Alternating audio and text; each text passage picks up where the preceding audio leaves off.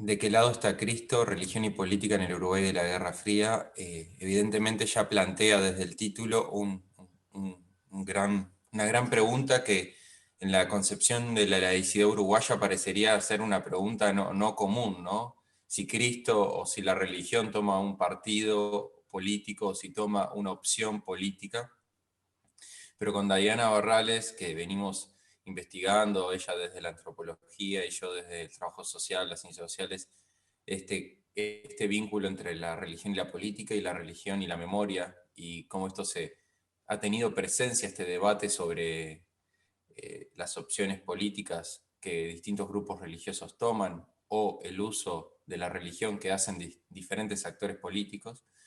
Esto no es un tema novedoso de los grupos que solo uno quizás en la actualidad puede ver la presencia de la religión en la política en actores, uno diría, conservadores o para legitimar discursos conservadores, sino que este vínculo de política y religión es tan viejo como el ser humano. Nosotros en el libro nos enfocamos en la Guerra Fría y especialmente en este contexto de la polarización entre la Unión Soviética y Estados Unidos, y cómo esto también en América Latina y en Uruguay tuvo sus características propias, tuvo sus propios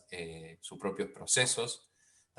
y en el libro buscamos tanto ver los procesos que llevaron a distintos grupos cristianos especialmente, aunque abordamos otros grupos pero focalizados en el cristianismo, distintos grupos cristianos a involucrarse en procesos revolucionarios y de transformación, y cómo también otros grupos religiosos, cristianos y no cristianos, apoyaron los procesos autoritarios, los procesos de la defensa de la doctrina de la seguridad nacional y la persecución de lo que era considerado la infiltración comunista en las iglesias, o sea, una supuesta amenaza del comunismo internacional en el ámbito de la religión. Así que con este libro buscamos traer este tema, que quizás en pandemia parece un tema muy poco presente, pero sí es un tema que tiene que ver con nuestra historia y que también quizás nos da alguna clave interpretativa del presente de hoy. Y creo que sí, que trae muchas claves para entender el presente. El presente es por el papel de las religiones, obviamente, hoy, pero también el papel para entender el rol de las trayectorias de vida de los militantes de esta de los militantes del 60, 70, cómo juegan la construcción, los procesos memoriales hoy en el presente. Son personas que en muchos casos están vivas, que los vemos en la arena política, pero también en la arena social, y que nosotros realmente tuvimos un poco esta idea no sé si de reparación simbólica en algún punto, pero sí sentíamos que faltaba esta historia, del papel de la religión también en la dictadura, cuál había sido, el papel de que habían tenido las parroquias, las comunidades de base, toda esa historia sentíamos que había faltado de las personas. No se sabía un poco de las figuras más conocidas, Partel y demás. Emilio Castro se sabía algo, en algunos libros se comentaba, pero no de los militantes más jóvenes, de los laicos. Entonces queríamos traer esas memorias. Y bueno, creo que los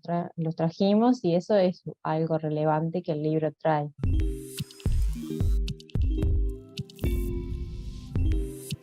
Por un lado, capaz sobre lo primero, sí, la religión tiene una función política, que eso creo que es lo que en el libro queremos también dejar claro, o sea, los símbolos religiosos, y por eso esto de qué lado está Cristo es como la pregunta de distintas representaciones sobre Cristo, sobre Dios o sobre lo trascendente, legitiman distintos modelos políticos, o sea, no es lo mismo decir un Cristo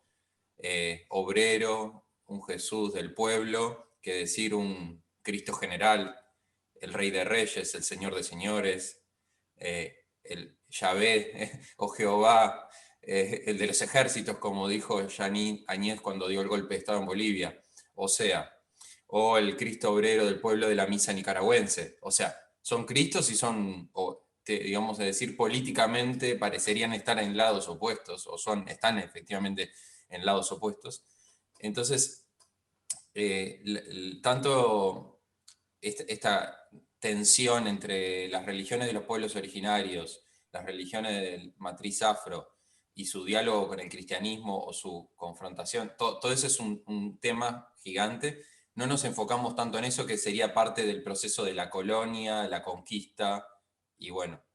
aunque obviamente que las teologías vinculadas a las teologías de la liberación y las teologías que vienen de lo popular dialogan mucho con las espiritualidades originarias, y las de matriz afro, porque ahí hay vamos a decir, como un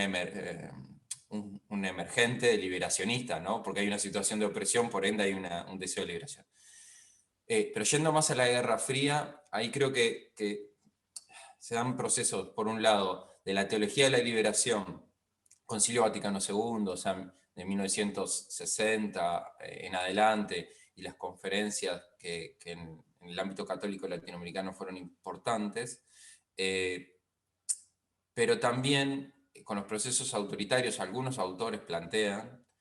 que al ser la teología de la liberación tan perseguida por los procesos autoritarios, o sea, la teología de la liberación pasó a ser un problema de seguridad nacional, o sea, los documentos Santa Fe, el documento Rockefeller dicen que esa vertiente del cristianismo, en su versión católica mayoritariamente, también algunos protestantes tomaron la teología de la liberación, era una amenaza a la seguridad y a la civilización occidental y cristiana. Por ende, estas iglesias fueron perseguidas, estos cristianos fueron perseguidos.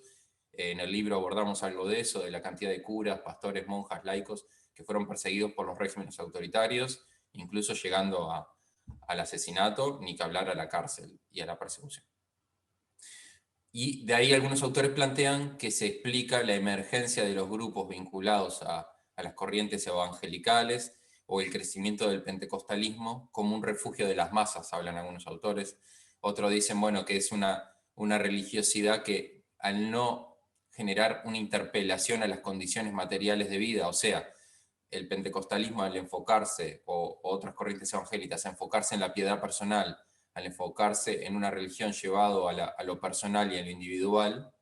y a la búsqueda de la espiritualidad sin un involucramiento social y político de transformación de la injusticia, sería una religión, al decir de Benjamin, que era un filósofo muy importante, o Hinckelhammer, un teólogo, decía, una religión más funcional al sistema capitalista en su versión neoliberal.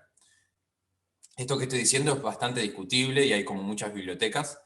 pero lo que sí es claro que en ese momento se da el crecimiento, y eso es un tema muy complejo que en el libro no abordamos, que para otro libro, sí existe un crecimiento del pentecostalismo y el neopentecostalismo justo ya más hacia los 80, y eso llega de la mano también del desarrollo de sí, eso sí podemos afirmar que es así, que Estados Unidos o o sea, las iglesias de base norteamericana, conservadora, tienen una intención de invertir misioneros, recursos, televisión, radio en Latinoamérica, y esto sí es muy claro, y esto sí me animo a afirmar que es claro, y todas estas iglesias tienen en común, estas iglesias conservadoras evangélicas o pentecostales también, un discurso anticomunista, un discurso que asocia la teología de la liberación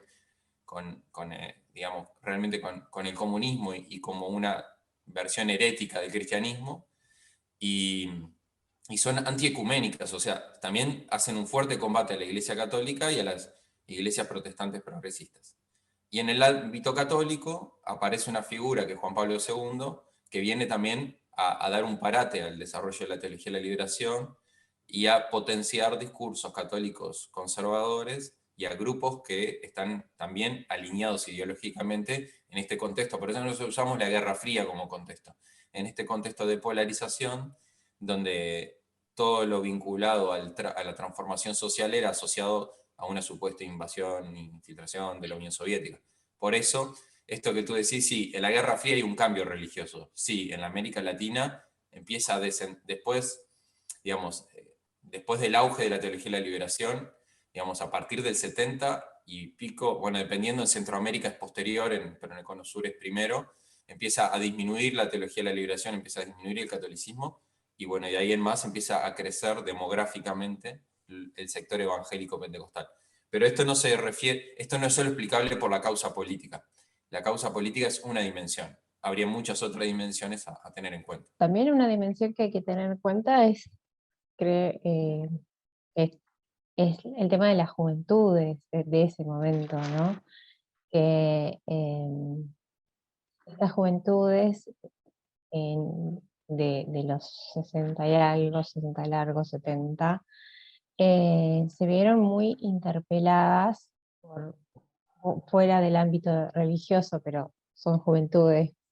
cristianas, católicas, protestantes, inclusive algunas que no eran cristianas, pero que se vuelven cristianas en ese momento, por los acontecimientos internacionales y que se van involucrando cada vez más, que se sienten parte de una juventud global o internacional, y se ven muy interpeladas por la Revolución Cubana, por el Mayo francés, y que esto hace que muchas veces empiezan a insertarse en los barrios, y que ya están insertas en los barrios, pero se van insertando en los barrios y van viendo esa experiencia del barrio, pero a través de lo que está pasando internacionalmente. Van leyendo en clave más de, bueno, pero ¿por qué estas personas son pobres? Lo van leyendo con otra lectura más primero regional, internacional,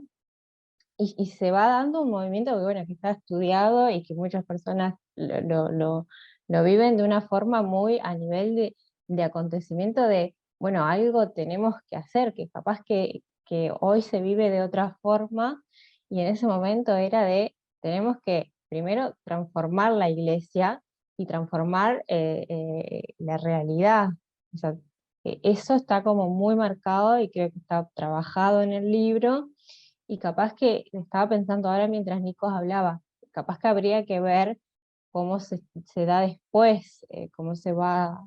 dando después, que claramente está en relación a la teología, cómo se va construyendo también la teología de la liberación, la teología de la revolución y los movimientos siguientes. Pero me parece que lo que ha estudiado, no sé, Vania Marcarián y otros que han trabajado la juventud del 68, son es una clave analítica muy importante para pensar qué pasó con las juventudes cristianas en ese momento y cómo se dio después esto. Y también los referentes que habían en ese momento. No nos olvidemos, en ese momento habían, estaban los referentes católicos y protestantes, estaban en el espacio público eh, haciendo discursos que hoy a nosotros nos parecen inimaginables, o sea, no los podemos imaginar, pero haciendo discursos que eran esencialmente políticos, no políticos partidarios, pero eran políticos. Y en esto que nosotros hacemos mucha referencia, que es la laicidad y el laicismo y demás, pero en ese momento nosotros tenemos cuadernos de marcha enteros en el 71, que llamando de la conferencia uruguaya episcopal diciendo, por favor, vayan a votar. O sea, realmente nosotros lo tenemos ahí en el libro. Hoy, si la conferencia episcopal saca un comunicado ahí, nosotros decimos, opa, pero en ese momento era algo que se celebraba la manifestación así. Entonces hay que hacer como hay muchas aristas para pensar, bueno, el cambio la transformación, pero era la necesidad de que en ese momento había que actuar, pero no a nivel de Uruguay, a nivel de Guerra Fría, por eso nos situamos en ese escenario, ¿no?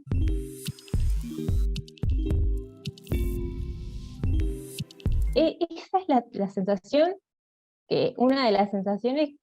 que creo que el libro viene a desarmar. Realmente, y me gusta desarmar, porque viene de la mano, sí, y creo que es nuestra motivación,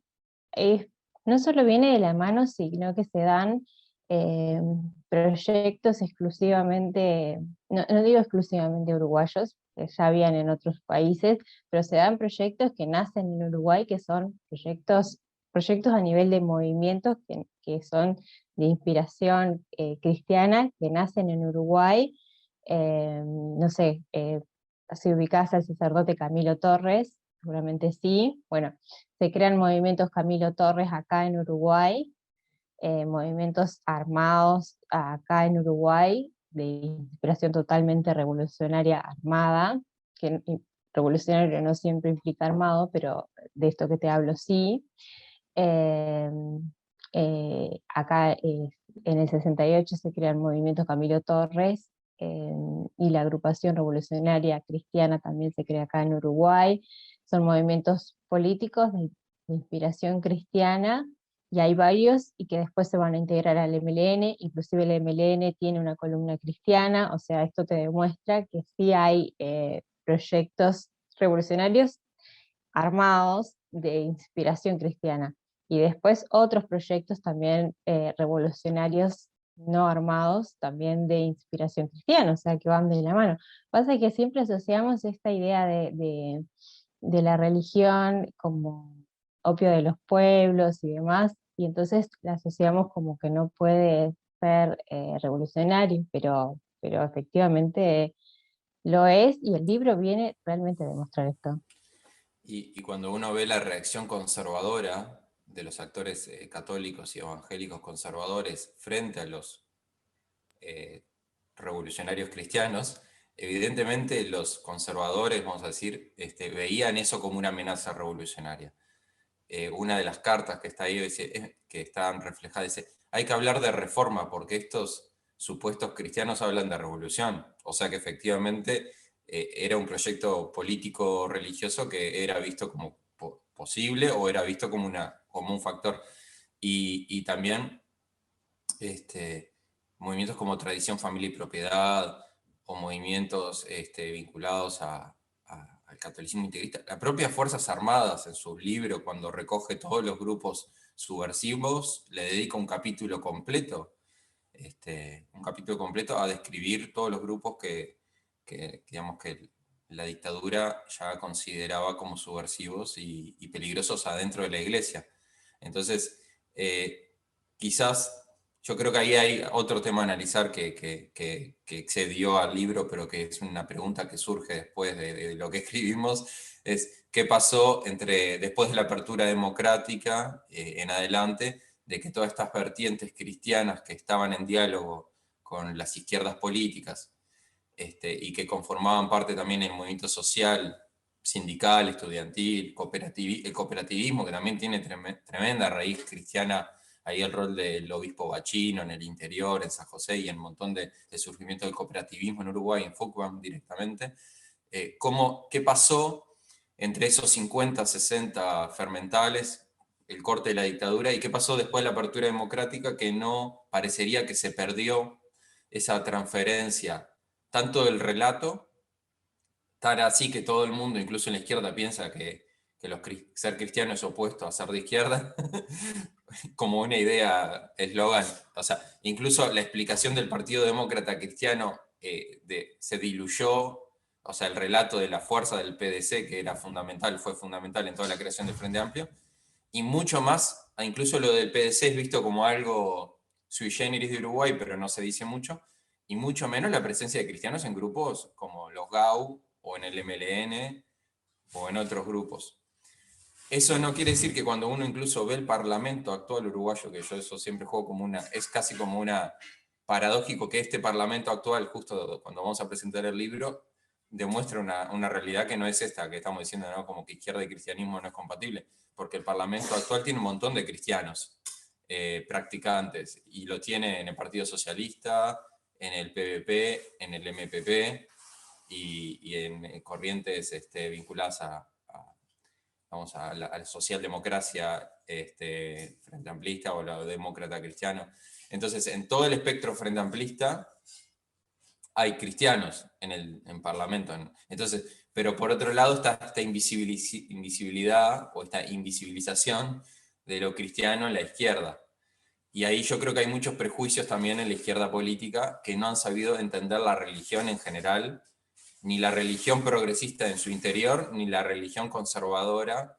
porque directamente se la pone como un otro a atacar y se la descalifica. Entonces, ahí creo que la izquierda política tenía una cierta dificultad de comprender el fenómeno religioso en su complejidad, y también una falta de transmisión histórica de la memoria que quizás en esta parte sí el libro puede dar algún aporte.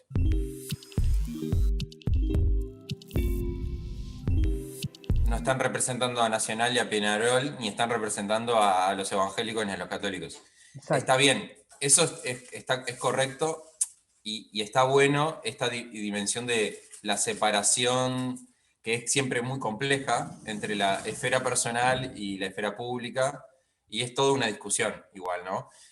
Porque es muy difícil también que uno piense que un legislador legisla en una cuestión neutra de sus creencias, por ejemplo. Porque las religiones parten también, conforman las cosmovisiones y la filosofía de las personas. Pero sí es distinto al uso político de la religión, que claramente, o sea, como esa forma de, que en la izquierda uruguaya es bien clara, esa forma de comprender que no es correcto o no es deseable que el discurso religioso se meta en el Parlamento, cosa que sí vimos en otros actores políticos, en el Partido Nacional, en la legislatura pasada, bien, en esta no tanto, en esta es más claro Cabildo Abierto, haciendo referencias religiosas en el Parlamento. En la legislatura pasada era más claro en el Partido Nacional, donde varios legisladores hacían referencias a textos bíblicos y a Dios en el Parlamento muy, muy continuamente. Pero eso no quita, y es como con un tema muy complejo, que las personas que legislan no tengan creencias, sean personas de derecha o de izquierda, no importa. Pero lo dejamos para otra conversación porque eso nos lleva mucho a la actualidad. Capaz que Diana quiere hacer un comentario más sobre el contenido del libro para no irnos al presente. No, solo una referencia a que creo que el libro, dos referencias. Una es que el libro realmente me parece importante en el sentido que trae muchos testimonios de personas que siento, tengo la sensación que faltaba que, que estuviera la voz de estas personas que hoy algunas ya no están. Entonces en ese sentido hasta me emociono porque viene a llenar, o por lo menos a traer luz sobre esto. Entonces